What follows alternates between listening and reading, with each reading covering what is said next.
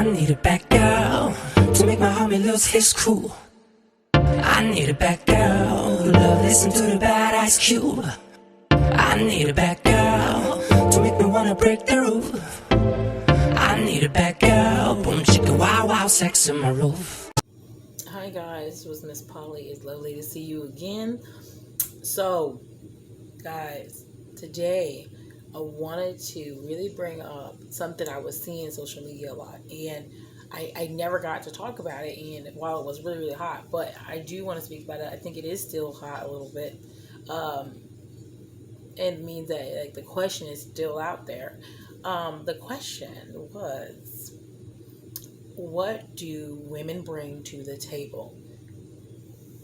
Okay, guys, listen. This question has been answered so many different ways. Great answers. I'm be real honest.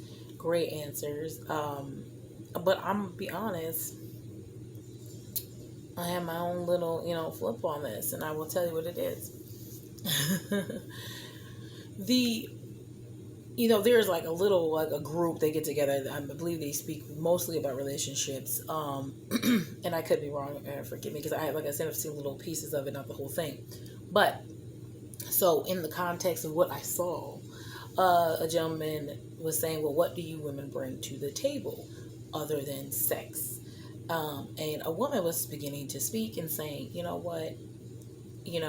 what we bring to the table is we make the table, we make your house a home. You know what I'm saying? We're gonna sit here and, we're gonna give you emotional support. And the man kind of cut her off and said, "I can buy those things." And she was like, "Well, why, no, you can't." And he said, "Yeah, I can buy those things." And it was like, "What do you mean by they can buy these things?" And he was like, I pay a maid to clean my house.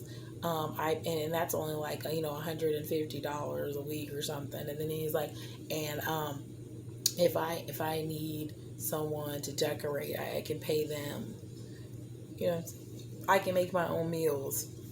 He was saying like he gets his meals brought to him, breakfast, lunch, and dinner, and that's just a package. They give him all the ingredients. All he's got to do is go home and make that. So he doesn't need a woman for that, and he could pay her for that. And he kind of said, "Well, what else do you have in your sex? Because we're bringing home the money. If we're bringing home the money is applying this beautiful home for you, these things that you like to purchase, all this, what are you actually bringing to the table?" And it was a good point that he said, and this is what only reason I'm saying this, because you're like, "Oh, don't jump on me yet," okay?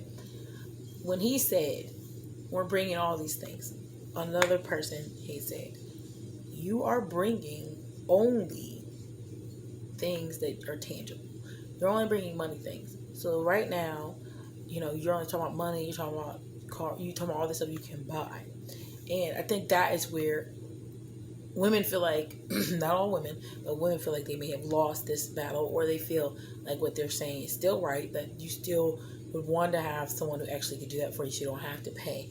But they feel like, okay, well, I'm already putting money into it, so technically I am paying you because you have needs too that I'm obviously covering you. And I think the real issue with people trying to answer this is that you're trying to compare two separate roles that are not joined together in any fashion, and then trying to label which one's more important. And I think that is the issue. If I am comparing like I said, two separate things. If I am comparing someone who is in construction, okay, they're in construction, they build all these things, to someone who actually is a chef, and they say, "Hey, what is it that you bring to our community?" And you're talking about all the buildings you're building as a construction person. You're talking about all the things you're providing. And you're like, "Yeah, and I'm providing these buildings so you can give people food. If I didn't make these buildings, you wouldn't be able to do any of that." And that person there is like, "Well, then you wouldn't have any food." And it's like, do you guys actually hear what you're saying? I wonder if they hear. What they're saying is, without me, the community is not whole. That's what you're saying. You're saying, as a community, we are not whole. Separate, we can do it. Separate, we have something to bring to the table. But together, we can be great. This is what I think the answer should have been. And I know no one individually would have brought that because it is a debate. But in the debate, it still should have been like, what I'm bringing to the table is not me and all the skills that I have. Okay, I have lots of other skills because I'm not just a mother. I'm not just a housemaker. I'm not just bringing emotional support and guidance. I am going to be your partner in this journey we call life. I'm going to be the person when you get that promotion, I'm going to be there cheering you on. I'm going to be the person who's hey, I believe in you. I'm going to support you through this because I know it's hard. I'm going to be the person who notices when you're working hard and you just are tired. And I'm going to tell everybody stop calling because I can emotionally support you. Not only that, I can bring in my own money, even if it's small because I'm taking care of children. I'm still contributing. I'm also going to be here to make this whole thing we call a family unit better. Because with me here, we're better. And we're not just better alone. Because I can do it alone. I can do it alone. You can do it alone. But together, we're making something great. And if you already are in a place where you want to make something great, you're going to not do it alone. You're not going to make great things alone. Okay, you may have an idea, but there's going to be people who make those ideas a realization. There's going to be people who do that. So no, the answer was not to divide us in that conversation. The answer really was to bring us together. You know, like I've said this before, but we were not made to be alone.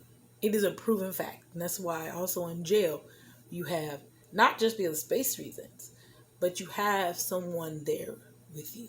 You have interactions with humans because when you're isolated for too long, you will go insane. Human interaction is what you need. You literally make up a person to speak to. We were not built to be alone. Regardless of if it's a woman or man, we just weren't built to be alone.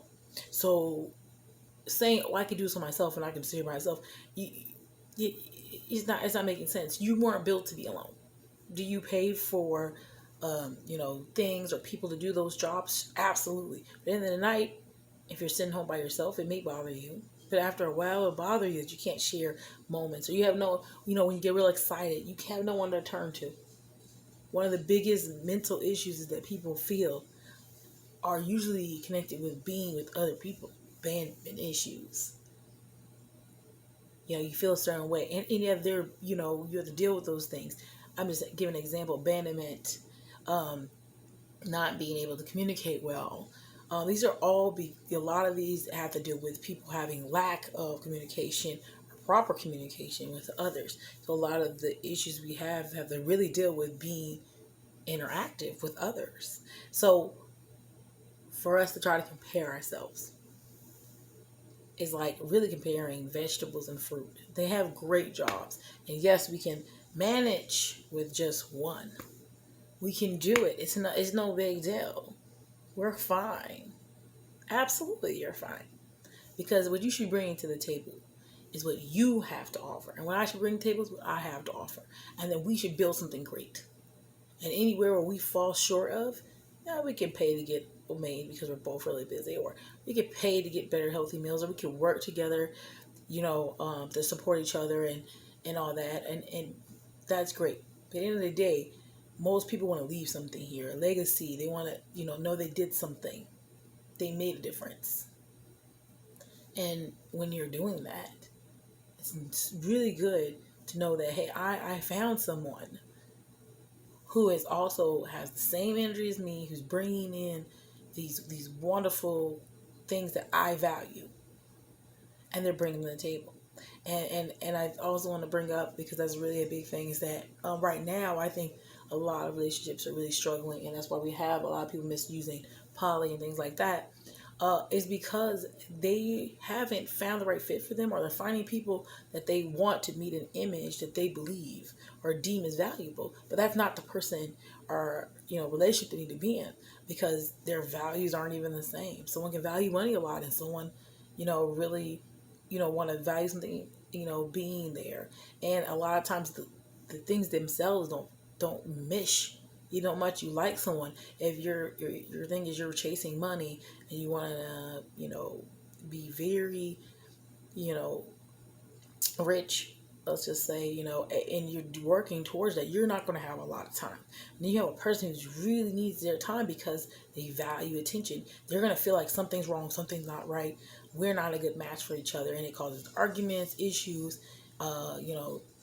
People feel insecure because they're not with the person. Oh, I feel like you're not here, not spending time with me, but you're out here mingling. You're like, I'm mingling to make money. And it can cause issues, insecurities, all this damage that we're causing because you're trying to be with someone who's not in the same place with you and shouldn't really be someone you should be, chasing after. And I think that's what it is. A lot of us have these values of who we want, and they really are things that society has deemed important. And if that person is not meeting that criteria, even if that criteria is technically not even your personal one, and you're like, hey, they're not meeting it, then if they're not meeting each other, this person may not be for you. And you need to realize that. Realizing that someone doesn't, meet the criteria that you need is important. And it doesn't meet their criteria that they're not meeting all the time is something that they should be like, oh my God, well, I didn't meet this, this, and this, so no one's going to want me. That's not what I said. I said that person's not for you. That person's not for you. That's someone else's wife. That's someone else's husband. It's just not yours. And I think if we really start thinking like that, it'd be different. Because when you find out someone doesn't match with you, it's not always like this, oh my God, am I good enough? Stop picking at yourself. Stop picking at them. That's not your person. And be okay with that. And then move on. Because that person is out there. It may take longer to find them. And this is how I think about it. What journey you're on in your life may be getting you ready for that person you're supposed to have in the future. You may not be ready for them. They may not be ready for you. They need you to wait. If you believe in destiny, you believe in finding the person that you're supposed to be with or the people you're supposed to be with, and you really believe that, and you're like, I just can't find them, I'm just giving up. You don't know. There's people who have dated for years and years, and they don't even meet their soulmate because their soulmate was like in probably, elementary. I didn't meet my soulmate because when I was 25, they were 15. And that, that's for people who date older. So the things you're saying, they have to go through experiences. People may not be where they need to be with you. Not just age-wise. Career-wise. Some people need to go through some things to be in the right place, to match where you are. Because if you met them any earlier, you would not be together. It would be failing. And that's if someone, like I said, if you believe in that if you have a soulmate, at some point you will meet them. At some point you will see them. If that's what you believe. If you believe that they're just a group of people out here and you just find the best person that will contribute to you and, what you're trying to build. If you believe in that, same thing. They may not be ready to do the things you want them to do. They may not be there. So, you keep looking. Stay strong. Sometimes you have to be patient. You know what I'm saying? That's why I believe any relationships the proper way is good. Maybe at that time you weren't in a good place when you were 18, you met your baby daddy. I've seen a lot of people be like, oh, I was with him, and then 10 years later we tried it again and we're together. Oh, why? Because he wasn't where he's supposed to be, or you weren't where you're supposed to be, or you had to go through things. And now that you guys have experienced some things, and now you guys have a different view, your mind is different, and now you guys are matching. So I think that the question, even though it was a debate, it really made division. And I think that debate was more for, well, what will you bring? And if it was to educate, the education is we can't compare ourselves, because what you bring and I bring should really be a collaboration to make things better, to make us greater. So I hope you're not bringing the same thing I have, because I don't see progress in that. I don't see progress in that. If you can do what I can do, we will stand still. We may be great in that where we've become, but we will not move further, because you're not bringing anything different. You're not showing me anything different. We're doing the same consistent thing. Only way that would work is if you're both bringing in the same consistent thing, which is changing things all the time, which then would still be you not bringing in the same thing. So definitely a real good debate question. Don't be bringing this up on a date night. Somebody might get their feelings hurt and be in a bad mood, but definitely a good debate question is this. That was my take on it. You know, I do see other people's point of view about it, because if you're trying to compare, we can compare all day what we can do separate.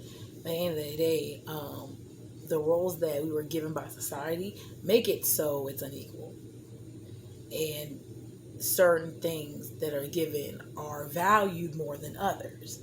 And so a lot of that has to do with changing the way we value things as a whole society, twisting it around. So it's always going to seem uneven. It's always going to seem like one is more important. If you are a realist, you're going to see the value in something tangible that's consistent, that is going to give proven results. If not, you're gonna be more on the other side, where you're like, hey, you know, I can bring these positive things, and then the realist is gonna say, well, that's not consistent enough for me. But what, you know, you might have a bad day, and I won't get that positivity. You see what I'm saying? So it really is. That's a change of minds, but definitely, I think you guys should bring it up in a debate, or it's something good to ask your partner. You know, what do you think I contribute to you, or what do you value that I contribute to our relationship, that you deem will make it successful? These great questions. So I just want to share that with you guys this morning. I think it's something to think about. I hope you guys enjoy this video. Please subscribe. We are really working on, you know, building that number up. Like the video, and we'll get you some more content this week. And definitely, guys, you know, keep looking for the person that you're meant to be with. They'll come around, I'm sure. And you guys have a great day. Bye.